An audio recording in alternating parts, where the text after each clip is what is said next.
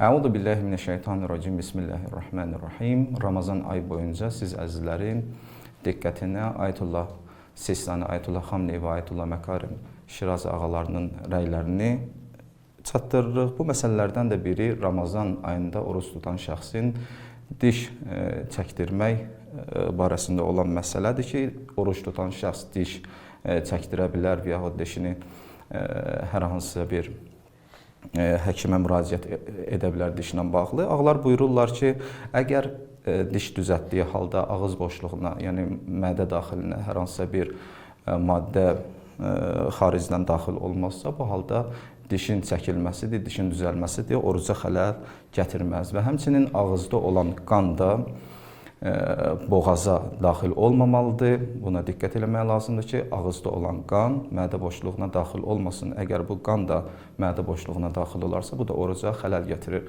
Amma bir şəxsin ağzında qan olarsa, bu qan ağız suyunda müstəhlək olarsa, aradan gedərsə, bu halda ağız boşluğuna daxil olması oruca hər hansısa bir xələl gətirməz və həmçinin o qan orada təmizləndikdən sonra ağız boşluğu da pak sayılar. Vəssalamu aleykum və rəhmətullah.